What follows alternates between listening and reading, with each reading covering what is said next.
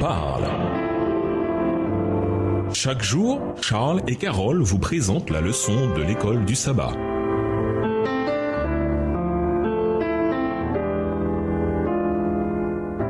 Bienvenue dans votre émission Dieu nous parle. Nous voilà à la 3e leçon allant du 9 au 15 janvier. La crise globale et les patriarches. Étude de la semaine, Genèse 4, les versets 1 à 15, Genèse 3, les versets 9 et 10, Genèse 4, le verset 9, Genèse 6, les versets 1 à 13, Psaume 51, le verset 1, Genèse 22 et Genèse 28, les versets 12 à 15. Vers à mémoriser, je suis avec toi, je te garderai partout où tu iras et je te ramènerai vers cette terre, car je ne t'abandonnerai pas jusqu'à ce que j'aie fait ce que je te dis. Genèse 28, verset 15. Les histoires qui suivent la chute vont plus loin dans les thèmes de la tromperie et des relations brisées qui sont apparues en Éden. À ce moment-là, le conflit s'étend et se diversifie sur la planète. Dans l'histoire de Caïn et Abel, l'adoration devient le point qui déclenche la discorde et la mort, un thème récurrent tout au long de l'histoire. L'histoire du déluge révèle comment la rébellion et le péché ont causé la désagrégation de tout ce que Dieu avait créé. Le péché ne se contente pas de déformer la création, il la détruit. L'expérience d'Abraham est un profond encouragement dans le conflit avec Dieu, qui démontre son désir de prendre les conséquences de la rébellion sur lui. Il voulait devenir notre substitut.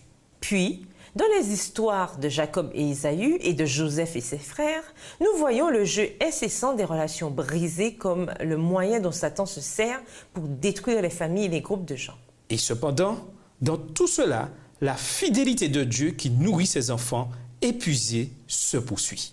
Au revoir. Et à demain si Dieu veut. Dieu nous parle. Chaque jour, Charles et Carole vous présentent la leçon de l'école du sabbat.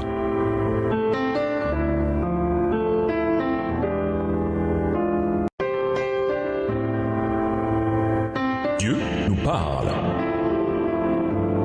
Chaque jour, Charles et Carole vous présentent la leçon de l'école du sabbat.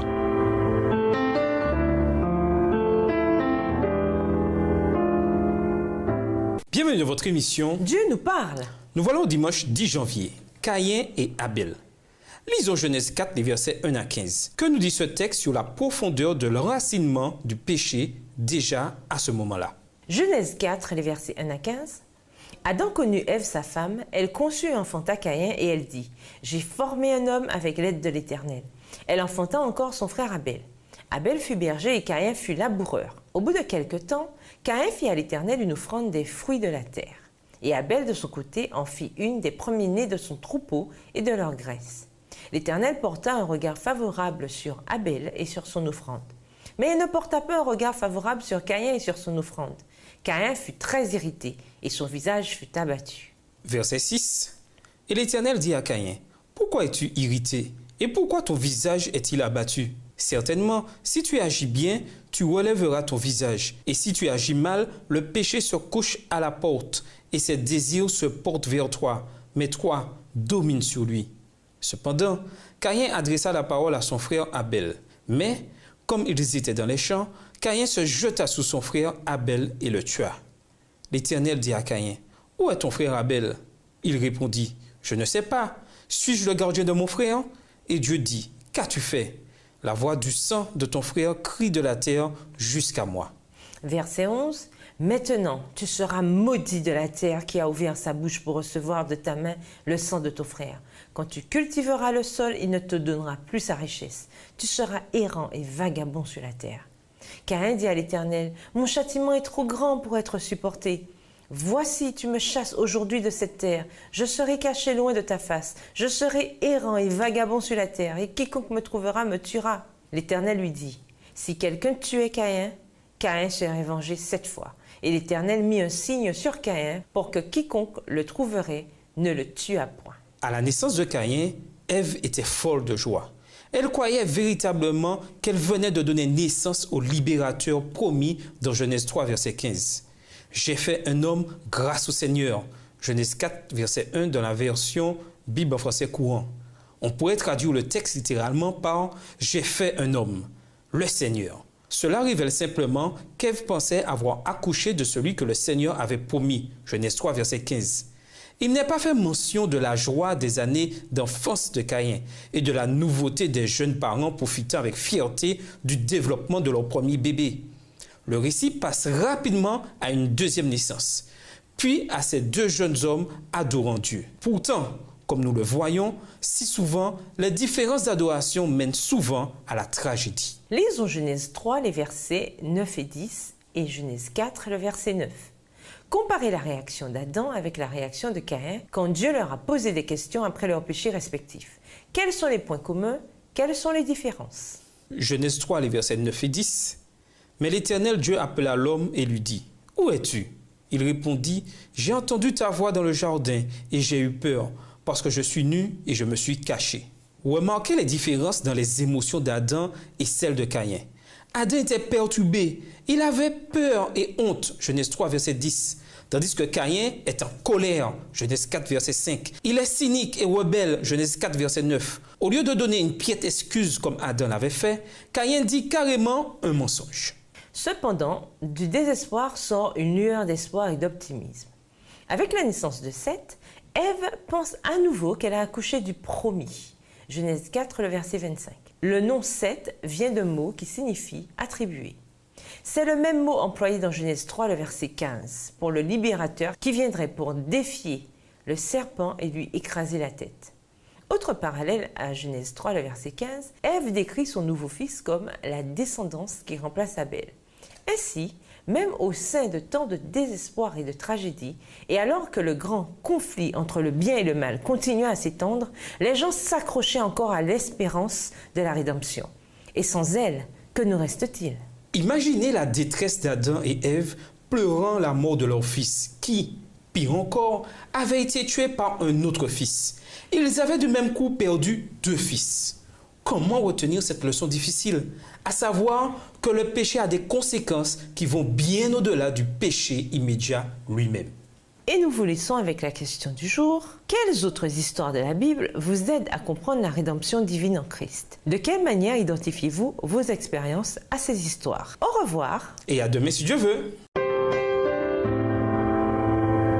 Dieu nous parle. Chaque jour, Charles et Carole vous présentent la leçon de l'école du sabbat.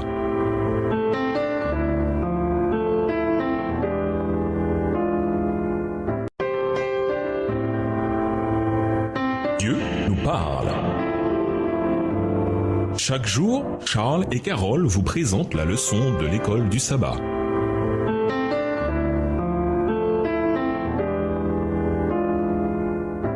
Bienvenue dans votre émission. Dieu nous parle. Nous voilà au lundi 11 janvier, le déluge. Lisons Genèse 6, les versets 1 à 13. En quoi le grand conflit entre le bien et le mal s'exprime-t-il ici, simplement de manière encore plus intense qu'avant? Genèse 6, les versets 1 à 13. Lorsque les hommes eurent commencé à se multiplier sur la face de la terre et que des filles leur furent nées, les fils de Dieu virent que les filles des hommes étaient belles et ils en prirent pour femmes parmi toutes celles qu'ils choisirent. Alors l'Éternel dit, « Mon esprit ne restera pas toujours dans l'homme, car l'homme n'est que chair, et ses jours seront de 120 ans. » Les géants étaient sur la terre en ces temps-là, après que les fils de Dieu furent venus vers les filles des hommes, et qu'elles leur eurent donné des enfants. Ce sont ces héros qui furent fameux dans l'Antiquité. L'Éternel vit que la méchanceté des hommes était grande sur la terre, et que toutes les pensées de leur cœur se portaient chaque jour uniquement vers le mal. Verset 6, l'Éternel se repentit d'avoir fait l'homme sur la terre, et il fut affligé en son cœur. Et l'Éternel dit, j'exterminerai de la face de la terre l'homme que j'ai créé, depuis l'homme jusqu'au bétail, aux reptiles et aux oiseaux du ciel. Mais Noé trouva grâce aux yeux de l'Éternel. Voici la postérité de Noé. Noé était un homme juste et intègre dans son temps. Noé marchait avec Dieu. Noé engendra 3 fils, Sem, Cham et Japheth. Verset 11. La terre était corrompue devant Dieu. La terre était pleine de violence. Dieu regarda la terre, et voici, elle était corrompue, car toute chair avait corrompu sa voie sur la terre. Alors Dieu dit à Noé, la fin de toute chair est arrêtée par devant moi, car ils ont rempli la terre de violence. Voici, je vais les détruire avec la terre. Dans le déluge, nous assistons à un renversement partiel des actes de la création. Une grande partie des choses que Dieu avait séparées sont de nouveau jointes. Les eaux au-dessus du ciel et les eaux en dessous du ciel, la mer et la terre, les poissons de la mer, les oiseaux du ciel et toutes les créatures vivantes qui fourmillaient sur la terre, tous se rassemblent. La planète semble revenir à un chaos vide. Genèse 1, le verset 2. Malgré cette apparente victoire des forces du mal, le génie créatif de Dieu est toujours à l'œuvre. Il initie une nouvelle création en séparant de nouveau différents éléments. D'abord, il sépare Noé, un homme juste et sans reproche, des gestes de l'époque dont la méchanceté est grande et les pensées uniquement portées vers le mal, la corruption et la violence. Comparez Genèse 6, les versets 8 et 9 et les versets 5, 11 à 13. Ensuite, Dieu charge Noé de construire un énorme bateau. Puis il sépare du reste un petit groupe de gens, d'oiseaux et d'animaux et les place en sécurité dans le bateau pour qu'ils puissent survivre à ce qui va arriver. Sur la base de la grâce de Dieu, la vie va continuer et un nouveau monde va émerger des ruines de l'ancien. Une nouvelle création a lieu. Mais tout est loin d'être parfait. Quelque temps après le déluge, alors que Noé et sa famille s'installent de nouveau, nous avons un rappel de la fragilité humaine. Noé devient ivre et des choses honteuses se produisent. Genèse 9, les versets 20 à 27. Ainsi, même l'un des héros de la foi, voir Hébreux 11, verset 7, a eu ces moments peu glorieux. Le grand conflit continue, non seulement à une échelle globale, mais également dans le cœur des individus. La Bible décrit le déluge comme effaçant toute vie. Genèse 7, verset 4. On trouve une expression similaire ailleurs dans la Bible pour décrire les actions du Rédempteur quand il pardonne le péché. Ésaïe 25, verset 8, Ésaïe 43, verset 25, Somme 51, verset 1. Dans un cas, c'est la vie qui est effacée, dans l'autre, ce sont nos péchés. En quoi cette réalité saisissante montre combien les choses sont vraiment soit toutes noires, soit toutes blanches. Et nous vous laissons avec la question du jour. De quelle façon pouvez-vous vous abandonner à Dieu chaque jour? Au revoir. Et à demain si Dieu veut. Dieu nous parle. Chaque jour, Charles et Carole vous présentent la leçon de l'école du sabbat.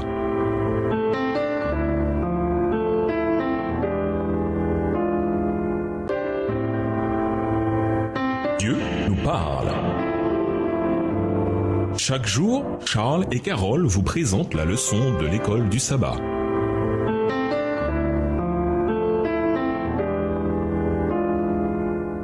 Bienvenue dans votre émission. Dieu nous parle. Nous voilà au mardi 12 janvier. Abraham. On connaît Abraham, d'abord appelé Abram, pour sa fidélité. Mais ses expériences de vie racontent en réalité davantage la fidélité de Dieu envers lui. Par 2 fois, Dieu assura à Abraham qu'il aurait un fils. D'abord quand Abraham avait environ 75 ans, Genèse 12 et versets 2 et 4, puis il réitère sa déclaration environ 10 ans plus tard, Genèse 13 verset 16. Finalement, après beaucoup de faux pas de la part d'Abraham, l'enfant de la promesse, l'enfant de l'alliance naît. Et la fidélité de Dieu envers son serviteur, parfois chancelant, est révélée. Voir Genèse 17, les versets 19 et 21, et Genèse 21, les versets 3 à 5. Lisons Genèse 22, les versets 1 à 19.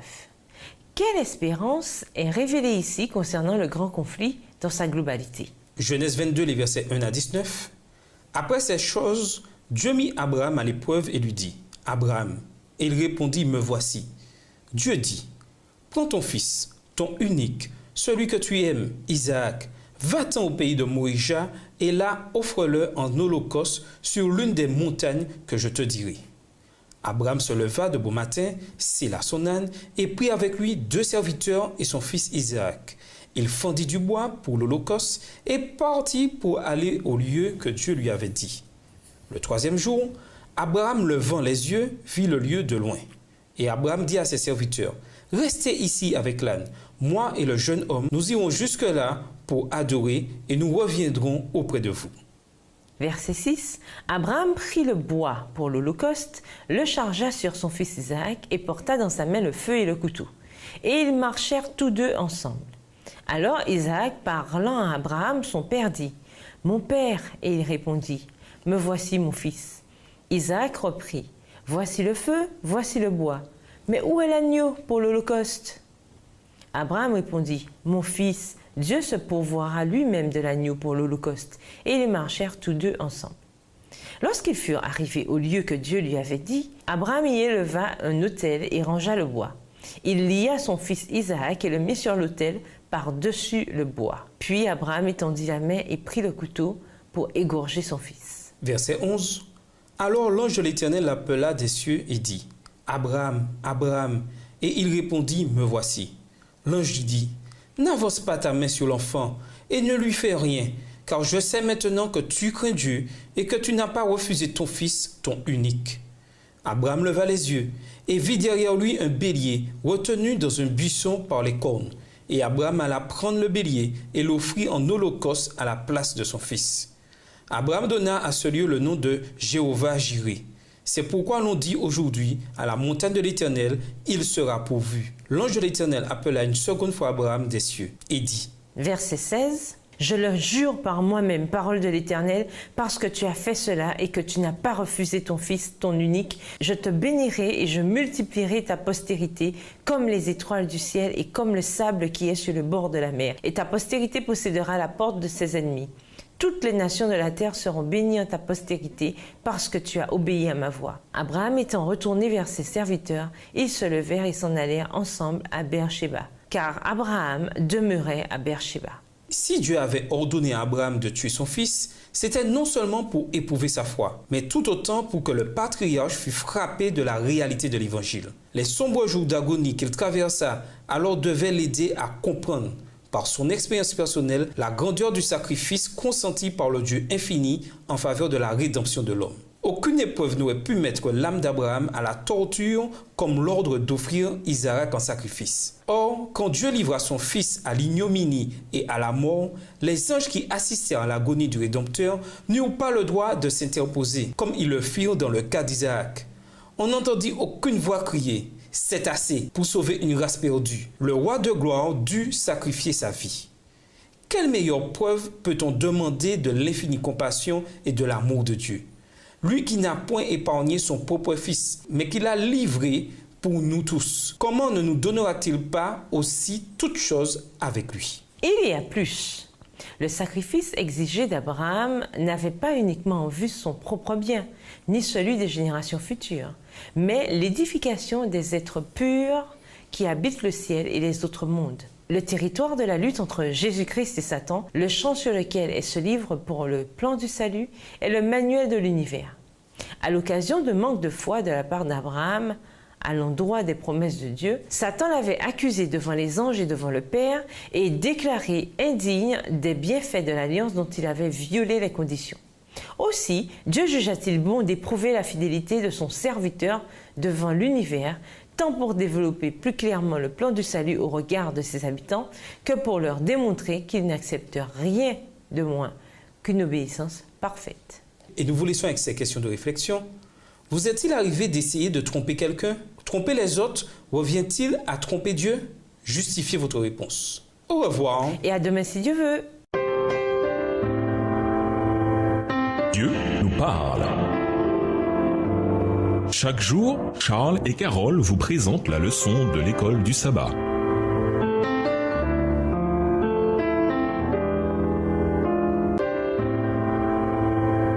Dieu nous parle.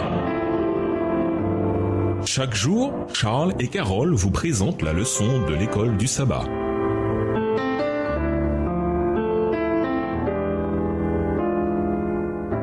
Bienvenue dans votre émission. Dieu nous parle. Nous voilà au mercredi 13 janvier, Jacob et Ésaü.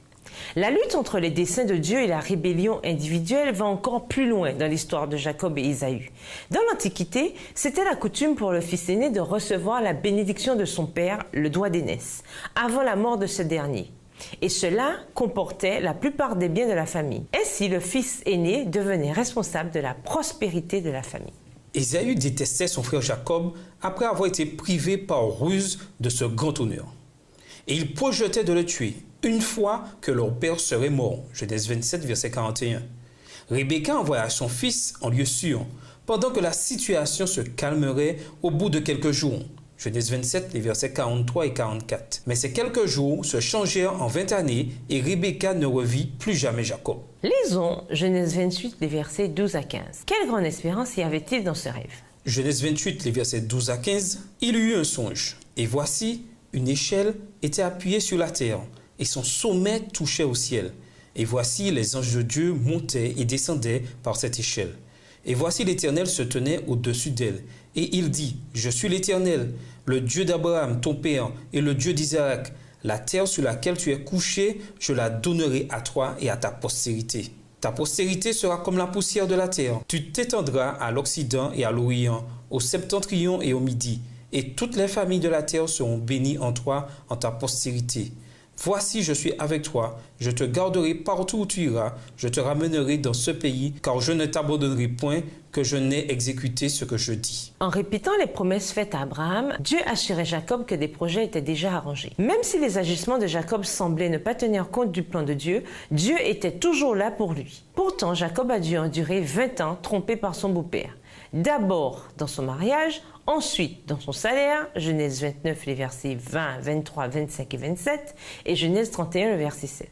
Et cependant, bizarrement, toutes ces années à le servir pour sa femme parurent quelques jours seulement, c'est-à-dire exactement la période que Rebecca pensait être éloignée de Jacob. Genèse 29, le verset 20.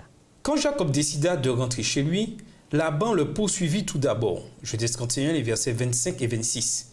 Puis Ésaü partit à sa rencontre avec 400 hommes.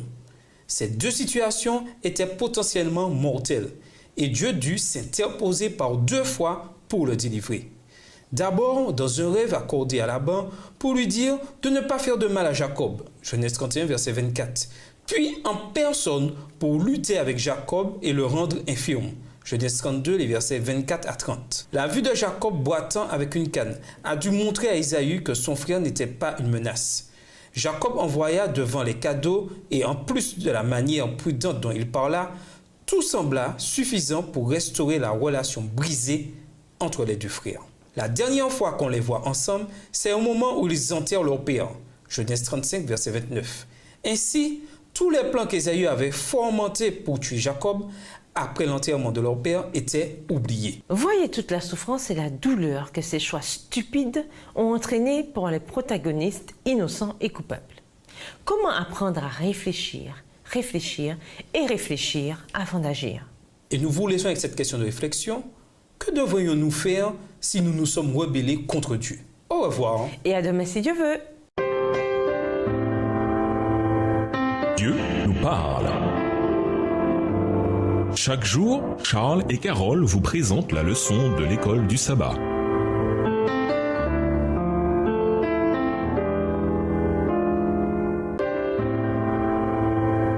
Dieu nous parle. Chaque jour, Charles et Carole vous présentent la leçon de l'école du sabbat.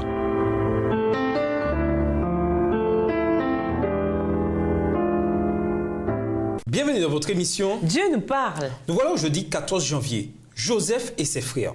Après la manière dont Jacob avait traité son frère, il méritait d'être traité bien pire encore par Ésaü.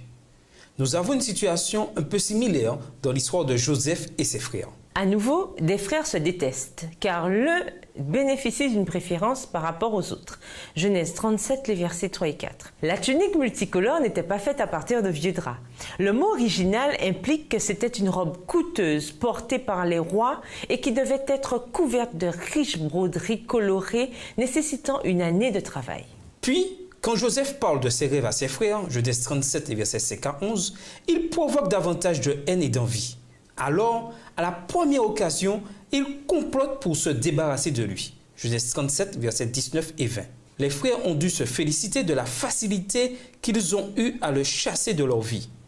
Aucun, cependant, ne se doutait que Dieu se servirait de cette situation pour les sauver bien des années après. Lisons Genèse 45, les versets 4 à 11. Quelle vision d'ensemble Joseph avait-il? Qu'avait-il en point de mire? Genèse 45, les versets 4 à 11. Joseph dit à ses frères, « Approchez-vous de moi. » Ils s'approchèrent. Il dit, « Je suis Joseph, votre frère, que vous avez vendu pour être mené en Égypte. Maintenant, ne vous affligez pas et ne soyez pas fâchés de m'avoir vendu pour être conduit ici, car c'est pour vous sauver la vie que Dieu m'a envoyé devant vous. Voilà 2 ans que la famine est dans le pays et pendant 5 années encore, il n'y aura ni labour ni moisson. Dieu m'a envoyé devant vous pour vous faire subsister dans le pays et pour vous faire vivre par une grande délivrance. Ce n'est donc pas vous qui m'avez envoyé ici, mais c'est Dieu. Il m'a établi père de Pharaon, maître de toute sa maison et gouverneur de tout le pays d'Égypte. Verset 9. Hâtez-vous de remonter auprès de mon père et vous lui direz, ainsi a parlé ton fils Joseph. Dieu m'a établi seigneur de toute l'Égypte. Descends vers moi, ne tarde pas.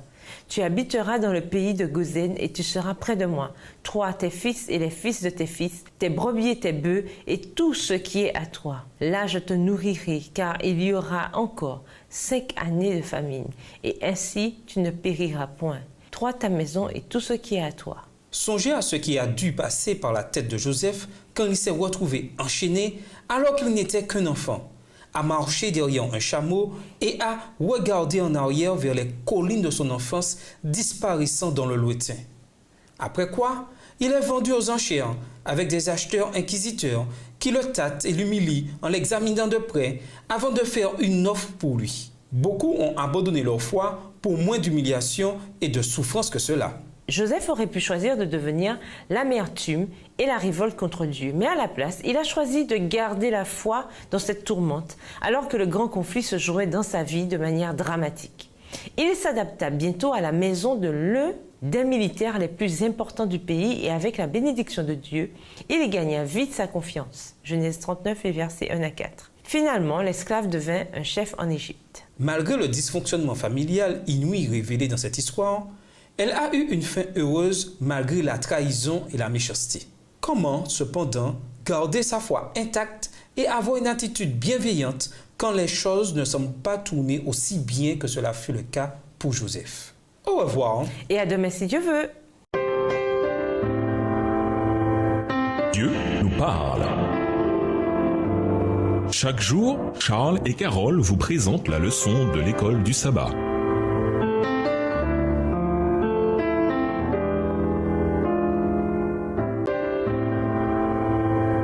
Dieu nous parle. Chaque jour, Charles et Carole vous présentent la leçon de l'école du sabbat.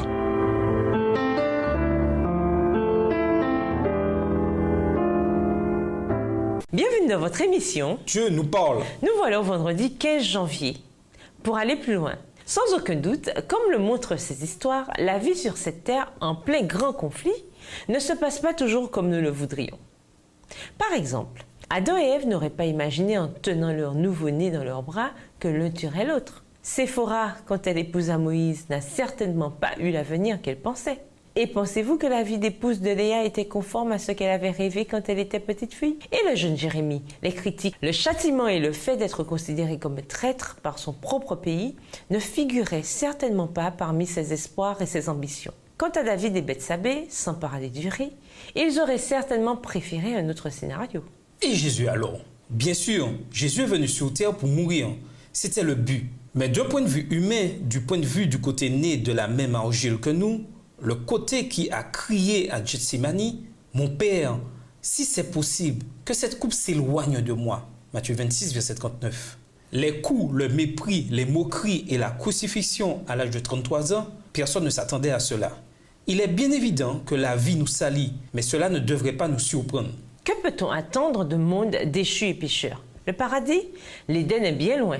Mais il reviendra et, quand il sera là, le fossé entre ce que nos vies sont aujourd'hui et ce qu'elles seront alors sera infiniment plus grand que le fossé qui existe entre ce que nous espérions et ce que nous avons eu à la place. À méditer, quelles sont les différences importantes entre les frères qui ont gardé la foi en Dieu et ceux qui n'en ont pas vu la nécessité? Quand la rivalité et la jalousie dans les fratries semblent l'emporter sur les plans de Dieu pour les familles, comment peut-on entrevoir un lendemain positif? Que peut-on faire pour les familles de votre Église pour les aider à voir le dessein de Dieu pour eux?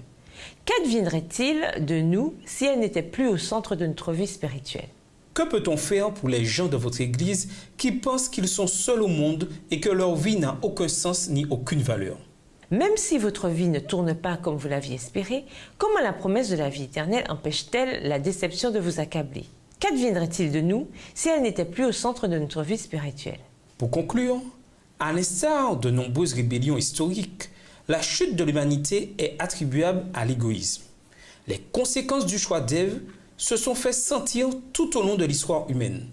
Dans le cas d'Abraham, nous voyons comment Dieu essaie de rétablir une relation de confiance avec ses enfants au moyen d'un plan pour leur rédemption. Lorsque nous sommes tentés de nous appuyer sur notre propre jugement ou d'avoir recours à la supercherie, référons-nous aux expériences des patriarches bibliques. Rappelons-nous que les actes de rébellion entraînent toujours des conséquences. Ce n'est qu'en nous soumettant à Dieu et en nous alliant à lui que nous pourrons mettre un terme au cancer du péché et de la rébellion. Au revoir. Et à demain si Dieu veut. Dieu nous parle. Chaque jour, Charles et Carole vous présentent la leçon de l'école du sabbat.